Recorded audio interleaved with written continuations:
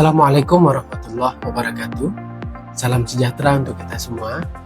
Perkenalkan, saya Zakwan Adri, dosen Departemen Psikologi, Fakultas Psikologi dan Kesehatan Universitas Negeri Padang. Saya mengajar mata kuliah di bidang psikologi klinis dan juga mengajar pengantar psikologi di beberapa departemen yang ada di Universitas Negeri Padang. Video ini dibuat untuk memenuhi salah satu persyaratan untuk sertifikasi dosen tahun 2025, yaitu pernyataan diri dalam unjuk kinerja Tridharma Perguruan Tinggi, aspek pengajaran.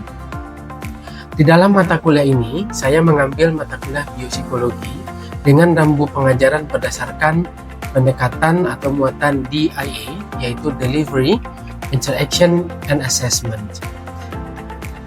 Mata kuliah biopsikologi ini membahas psikologi dari sisi biologi atau di bidang kesehatan, yang nanti ini akan menjadi sangat luas, di mana ada proses asesmen dan juga tentang gangguan neuropsikologis yang terkait dengan ilmu neurologi dan juga nanti ilmu tentang pediatrik atau teori perkembangan anak. Mata kuliah ini diberikan bobot sebanyak 3 SKS yang diberikan kepada mahasiswa semester 2 atau mahasiswa tahun pertama di semester genap. Adapun capaian pembelajaran untuk mata kuliah ini adalah yang pertama, mengembangkan internalisasi nilai dan sikap terhadap ilmu pengetahuan dalam bentuk peningkatan rasa ingin tahu, kemudian keinginan untuk mengembangkan diri dan kemampuan untuk berpikir kritis.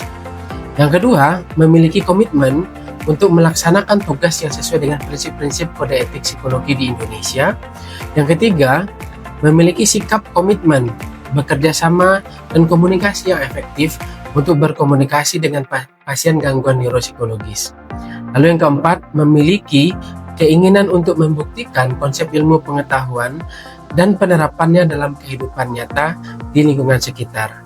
Dan yang kelima adalah membiasakan penggunaan teknologi informasi untuk membantu penyelesaian masalah. Nah, kuliah ini dilakukan secara daring secara umum dan lebih banyak dengan cara ini. Lalu kemudian untuk membantu peningkatan kemampuan mahasiswa terhadap akses terhadap materi pembelajaran, pihak kampus telah menyediakan LMS yang bernama Smile. Lalu kemudian juga ditambah dengan layanan asinkronus seperti aplikasi Zoom. Lalu kemudian sumber-sumber bacaannya terutama dari buku.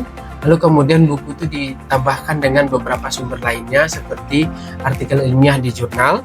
Lalu kemudian video-video kasus, berita-berita yang ada di media massa. Lalu kemudian sejumlah video tentang gangguan neuropsikologis yang ada di YouTube. Perkuliahan ini dibagi menjadi 4 kategori. Kategori yang pertama di pertemuan pertama itu adalah pengantar. Lalu kemudian pertemuan 2, 3, dan 4 itu terkait dengan anatomi otak manusia. Lalu kemudian pertemuan 5 sampai 10 itu pembelajaran yang terkait dengan cara kerja otak. Dan di pertemuan ke-8 itu dilakukan dengan UTS. Nah, kemudian di paruh kedua semester dilakukan dari pertemuan 11 sampai 14 dengan diagnosis terkait dengan gangguan neuropsikologis. Lalu kemudian di pertemuan ke-15 itu adalah ada presentasi kasus di mana mahasiswa ke lapangan, dan pada pertemuan terakhir di pertemuan ke-16 mahasiswa melaksanakan ujian tengah semester. Penilaian mata kuliah ini dilakukan sebanyak 50% untuk problem based learning, lalu kemudian 20% untuk UTS, 20% untuk UAS, dan 5% untuk kuis, dan 5% untuk tugas, sehingga total penilaian menjadi 100%. Nah, demikian penjelasan tentang mata kuliah ini. Lalu kemudian setelah ini kita akan menyaksikan video tentang pembelajaran itu secara lengkap. Selamat menyaksikan. Oke. Baik, Assalamualaikum warahmatullahi wabarakatuh. Oke, selamat siang semuanya. Sudah siap? Kita lanjut lagi materi biopsi. Minggu kemarin kita sudah bahas ya di pengantar apa yang akan kita pelajari. dan sudah ada juga materi poin dasarnya tentang sejarah biopsikologi. Nah, sekarang kita mungkin akan mulai masuk pada sesi yang agak serius. Nah, ini tentang anatomi di sistem saraf pusat. Karena biopsikologi itu kan mempelajari tentang biologi manusia dan kaitannya dengan perilaku. Maka salah satu kajian utamanya adalah tentang sistem saraf pusat. Nah, sistem saraf pusat itu bahasa yang umum dipakai di masyarakat kita itu adalah EPA. Jadi nanti ada istilahnya Central Nervous System, itu berarti sistem saraf pusat, ya ini maksudnya adalah otak. Nah, jadi sebelum kita masuk lebih lanjut, ada satu poin yang dibahas di bukunya The Fundamentals of Human Neuropsychology yang itu Cobb dan Boisho, bahwa ada perlu sebuah pengertian tentang istilah-istilah di bidang kedokteran. Karena kita di psikologi jarang ya bicara tentang istilah. Nah, dan istilah ini akan banyak ditemukan di dalam banyak situasi. Nah, namun sebelumnya mungkin kita akan melakukan sebuah quiz dulu, sebuah pretest untuk pengenalan what you know about the terms in istilah-istilah yang banyak digunakan dalam biopsikologi. Oke, sekarang kita coba lihat pengantarnya dulu ya. Nah, ini sebuah pretest. Silahkan dalam tulisannya masing-masing. Ada pernah dengar istilah ini nggak? Pernah ya. Nah, sekarang coba di dalam bahasa umum kita sehari-hari ini disebut sebagai apa? Ya, silahkan dijawab dulu untuk mengisi awalnya ya. Selama 5 menit, silahkan. Oke. Bentar. Itu tadi pretestnya, ada yang didapatkan ini nggak? Ada dapat sesuatu yang terjawab nggak? Ada apa? Apa? Apa alasannya? Oh, yang nggak asing di lateral, Pak. Lateral itu apa? Bagian otaknya apa? Otak tengah. Oke. Ada yang lain? Punya pendapat?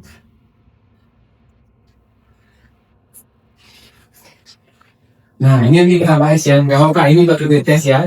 Jadi nanti istilah ini akan jadi sangat berguna untuk pembelajaran di biopsikologi. Nah, kenapa ini menjadi penting? Ini beberapa studi menunjukkan bahwa kita nanti kan bahas psikosis juga. Kenapa di judul jurnalnya kan Psychological Medicine? Artinya kita di psikologi juga akan banyak bekerjasama dengan kedokteran. Jadi mau tidak mau kita harus juga belajar tentang konsep medis sedikit banyaknya. Sehingga tadi istilah tadi ada yang muncul nggak? Apa yang muncul tadi istilahnya? Ini ya, temporal ada tadi ya. Ada medial. Nah, jadi ketika digabung medial dengan temporal, jadinya dia jadi medio temporal. Nah, jadi istilah-istilah ini tadi penting nggak berarti? Nah, itu makanya kita perlu belajar ini di awal. Mungkin istilah yang lain kita nggak tahu ya. Mungkin nanti kelihatan itu nanti akan mempelajari lagi di anatomi yang lebih banyak tadi. Nah, jadi ini akan banyak di psikologi klinis, di psikotik ini pengobatannya. Ini jenis obatnya. Nah, nanti cannabis ini mungkin bisa jadi ini ya, cannabis lah. Ganja. Jenis ganja. Nanti untuk psikosis itu adalah kondisi psikiatri di mana seseorang itu sudah terpisah dari lingkungan sekitarnya. Jadi dia sudah tidak bisa mengikuti aturan di masyarakat. Makanya dia mungkin orang daerah seperti itu ngambil makanan di tong sampah. Nah, jadi dia sudah ini itu namanya kondisi psikotik. Dia sudah tidak bisa connect dengan realitas yang ada di sekitarnya lagi, tidak nyambung dengan realitas. Nah, seperti ini istilah-istilah itu menjadi penting. Kerasa ya? Dan kenapa ini materi yang menjadi penting? Kemudian ini contoh yang lain, ini terkait dengan gigi. Nah, berarti nggak kosakatanya? Udah, bersih. Jadi kita mau nggak mau kita ya. Tapi di sini ada kata sinistra. Apa sinistra? Nah, berarti kita bahas. Kemudian ini ada rasa. Apa tuh?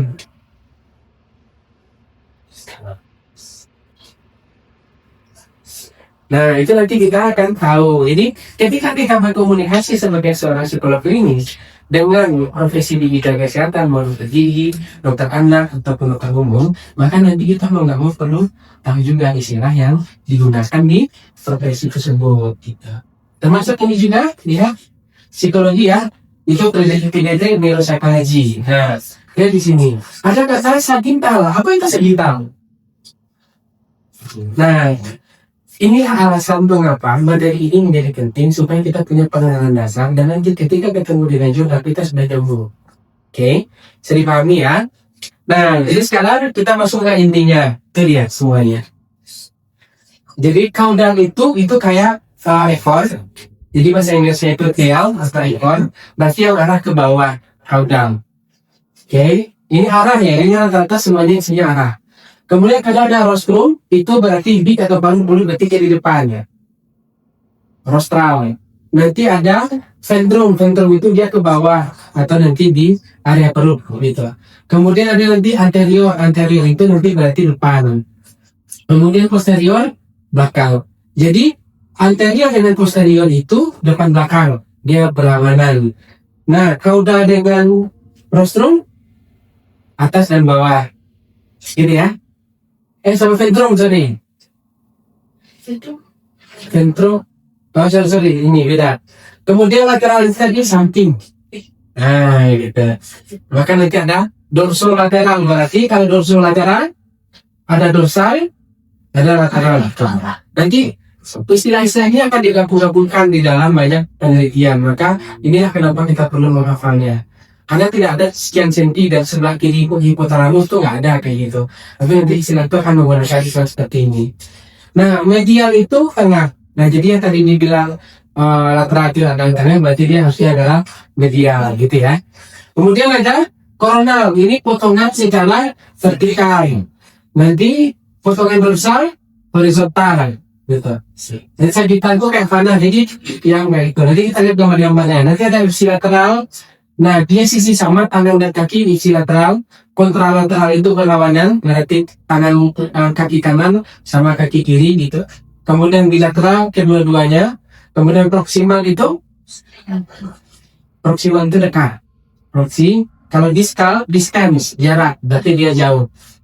Nah, baru kemudian ada afferent. Afferent itu berarti dia mendekat ke otak. Itu contohnya apa?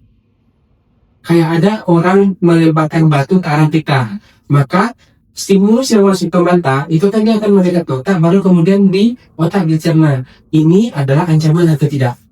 Maka ketika stimulusnya dari mata masuk ke otak, berarti dia mendekat, itu namanya gerakan afferent.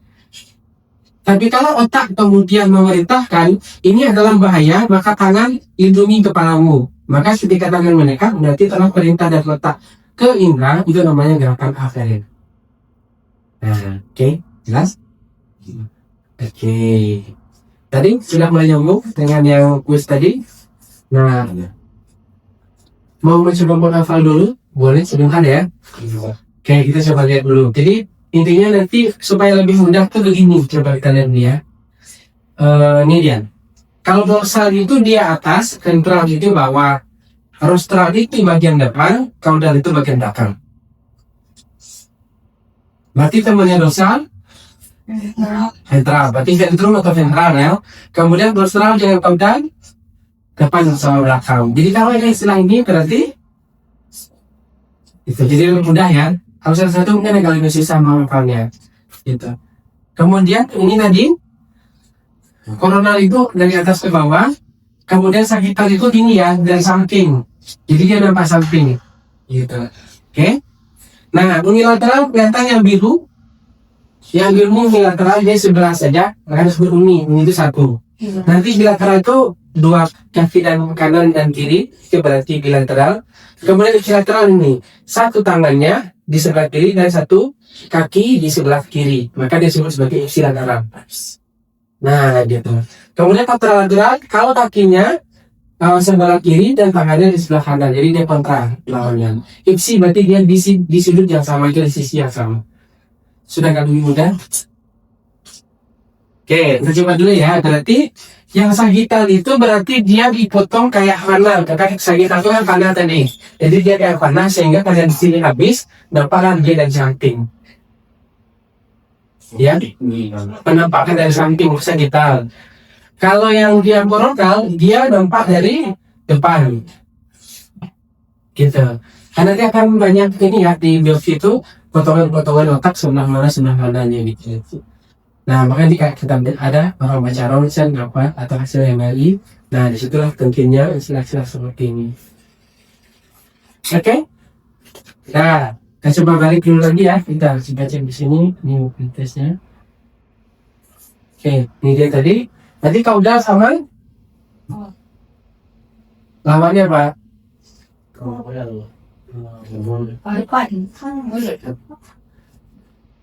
Ya, nah itu dia. Kaudal. Oke. Kaudal dengan rostral. Dorsal dengan ventral. Oke. Jelas? Posterior berarti sama dengan apa tadi? Belakang apa kan sama belakang? Kaudal sama anterior atau posterior?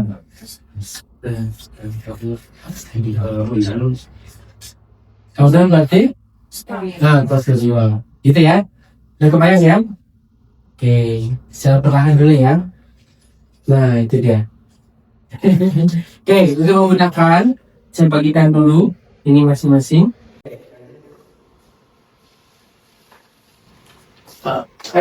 Yang demonstran ada situ. Iya, kanan. Oh, Dextra itu sana. kanan. Sinistra Di kiri. oke. Tadi kan ada dextra dan sinistra ya. Berarti kalau di sini, nah ini dia. Okular, sinistra. Sinistra berarti Kiri. kiri. Kalau ada okular dextra, jadi nyambung guys. Jadi mungkin ada lensanya mata sebelah kiri mungkin atau sebelah kanan gitu ya, sehingga kita bisa lupa. Maka kita tahu dulu dextra itu adalah kanan, sinistra kiri. Oke. Lateral tadi samping, superior atas, anterior depan, ya. Ventrum bawah. bawah. Oke. Dorsal tadi Nah, ini gitu. Ini dorsal Ini mana? Sini ya. atas. Jadi dorsal sama dengan superior. Nah, gitu. Nyambung ya. Dua. Oke. Kemudian rostral, Depan. depan. Caudal, belakang. Oke. Medial, tengah. Oke. Sagittal, Ya. potongan nampak dari samping. Jadi potongannya depan belakang sehingga kita lihatnya dari samping. Proximal, Potongan dari oh enggak. Proximal apa tadi? Ufa. Dekat. Oh, Oke ya. Kemudian distal, terus taruh yang jauh. oke. Coba. Buset. Aferen, Suaranya dekat. mendekati otak contohnya. Tuh. Iya, ketika ada bahaya, ternyata ini berarti bakat stimulus yang masuk ke panca indera itu mendeteksi dan diterjemahkan oleh otak. Maka proses dari stimulus itu sampai diterjemah otak namanya gerakan aferen. Kalau otak memerintahkan perlindungan diri kepada tangan atau kaki atau disuruh lari, berarti aferen. Berarti dia menjauh dari otak. Nah. Sudah agak boleh nyambung. Sudah ya. Oke, kita masuk ke halaman kedua yang huruf A. Berarti yang nomor 4 itu apa? Superior. Namanya Dorsal. dorsal. Nomor 2? Nomor 2 itu kaudal. Ya, belakang. Nomor 1? Nomor 1 ini Rostral. Nomor 3? Ya. Ventrum di bawah. Oke. Sudah mulai nyambung. Nah, nanti kalau cerebrum dextra berarti otak kanan, cerebrum sinistra. Oke. Paham? Frontolateral artinya Sebagai samping kanan. fronto itu otak depan, lateral sebelah sini ya. Nah, itu biasanya. Oke. Nah, udah nyambung ya. Nah, sudah bisa memperkirakan posisi. Jadi ya, yang ini di halaman ketiga, itilateral ya. A, B, C tadi. Itilateral. C. Yang D apa? Kontralateral. Yang K? Uni adalah yang B? Dia. Oke. Sudah. Sudah bisa terpahami. Nah, ini adalah materi dasarnya. Dan sekarang coba ditutup dulu ininya. Coba kerjakan sendiri dulu. Kan tadi kan bareng-bareng. Sekarang satu-satu dibagikan di YouTube ya. Oke, ditutup dulu. Nah,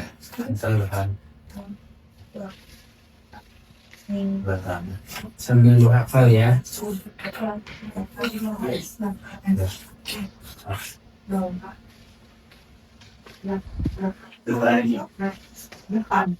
Dia sih gak di lagi ya. Sekarang silakan diisi ya. Lu yang tua kutu. Tadi gua ini ya 1 C, sampai warnanya apa? Sudah warnanya apa? Atau mau digaris juga boleh. Warnanya apa? Oke. Sudah ngerti dengan jawabannya? Oke, lagi. Sudah ya, sama ya. Nah, jadi kan secara individu. Sekarang silakan bentuk kelompok nih. Berarti di sini satu kelompok, yang di sini bertiga satu kelompok. Silakan berlubuk, jawabannya udah sembang dulu. Jadi kalian yang pertama ini, dan yang mana yang benar ya? Oke, silakan mampu bagi kelompok ya. Oke.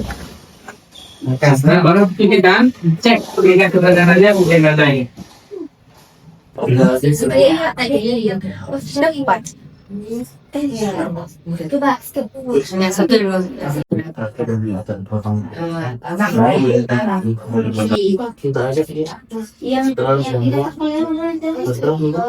Sudah? Oke, dan cek 1. Ya, Bang, revisi dulu. Nomor ini. Nomor 1. Y. Lateral itu?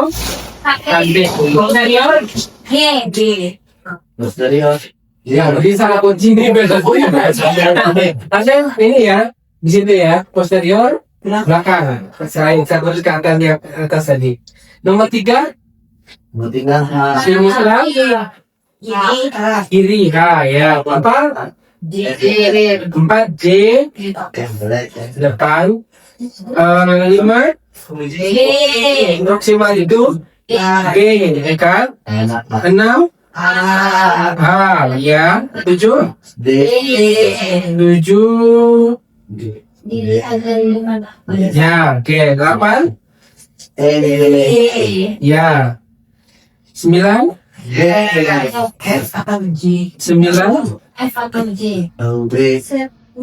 Kalau di sini depan. Oke. 10. Oke. Sudah mulai terbiasa dengan istilah-istilah ini. Nah, sehingga nanti ketika kita balik nanti ada berapapun bentuknya, kita sudah mulai paham.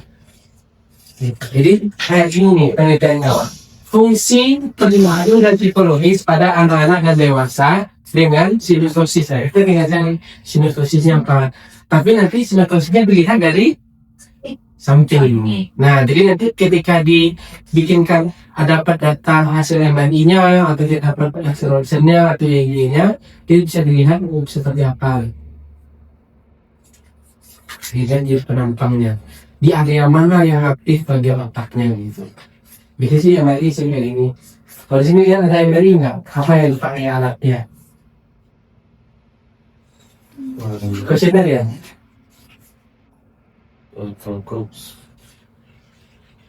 Kuesioner ya? Oh, berarti dia kriteria respondennya dia yang kenanya sagitalnya berarti. Berarti hasil pemeriksaan dokternya dia kena di sentral sinusosis. Sudah, oke? Oke, jawabannya Pak. Ekstra? Karena belakang, superior, caudal, belakang, medial, distal, ya berjalan jauh ya. Kemudian apa lagi? Stimulus yang mendekatkan, dorsal, Bisa stimulus. Barusan atas. Oh itu Atas. Yang disebut ya ventral di sini. Kemudian sini Rostrum. rostrum. Ini caudal. Beda. Oke. Caudal udah berarti di bawah. Proximal lengkar. Bedakan arteri dengan proximal ya. Mendekati otak sama dekat. Nah, gitu ya. Dekat di arah satu dan yang mendekati otaknya. Tidak dia mendekati otak. Gitu ya. Oke, centrum bawah. Oke, nah sudah mulai merasakan ya pentingnya di situ. Dan mungkin untuk tugas buat minggu depan adalah carilah jurnal-jurnal yang membuat istilah-istilah ini, baik psikologi, neuropsikologi maupun nanti di bidang neurologi, sehingga kita mulai terbiasa dengan sejumlah istilah-istilah yang terkait dengan itu. Jadi nggak kaget lagi ya. Nanti mungkin dia gabungin tuh hanya media lateral gitu, digabungin. Jadi nanti ada kata aja tadi out dari ko, misalnya medio atau apa gitu. Nah, jadi nanti nggak kaget lagi karena dia sudah menggunakan istilah yang hampir-hampir. Jadi itu case. Apa pelajaran terpenting hari ini? Apa ada lagi?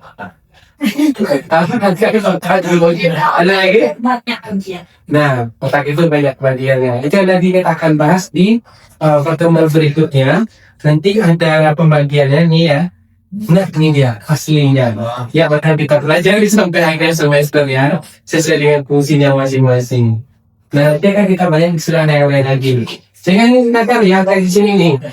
Ada temporalis, gitu ya. Ada orbitofrontal, begitu. Nah, nanti kita akan lihat begitu nih. Akan banyak sebenarnya. Ini ada anterior, ada dorsal, gitu ya. Ada posterior. Nah, jadi saya nggak punya lagi ya. Nih, lihat nih. Ada dorso, lateral. Berarti dorso itu di dorso atas, samping berarti atas bagian samping. Nah, itu dia. Karena dia dorso lateral nih di sini. Prefrontalis apa? Berarti depan. Depan itu di sini. Prenya di bawah sini. Nah, berarti dia di dekat dahi. Ya. Karena dia korteks berarti kulit luarnya sudah. Gitu cara membacanya. Sudah mulai bisa cara membacanya? Jadi gitu ya. Ini girus. Girus itu yang kayak ni. Kan ada yang dia kandungan naik lagi. Yang turunnya girus, yang dia naiknya sulcus namanya. Ketika dia ada lembah-lembahnya itu namanya girus. Ketika dia kayak atasnya itu keriting itu, dan keriting yang ke atasnya berarti itu namanya sulcus. Kalau dia girus berarti di sininya di kulit luarnya itu namanya prefrontalis, di area depan sini. Nah, di kulit luarnya yang asturnam. Nah, gitu dia. Tapi dia ya interior bawah gitu. Oke, dari nyambung ya. Sudah mulai mengerti? Nah, cuma ini fungsinya nanti lama-lama langsung hafal. Tapi paling kan sudah mulai ini ada media, berarti dia temporal sama lateral ya samping. Tadi ya. Nah, jadi latihannya seperti itu. Nanti kita akan lanjut ke materi yang lagi mendalam lagi di pertemuan berikutnya ya. Demikian pertemuan kita pada hari ini untuk kelas diopsi. Terima kasih. Kita tutup. Assalamualaikum warahmatullahi wabarakatuh. Waalaikumsalam warahmatullahi wabarakatuh.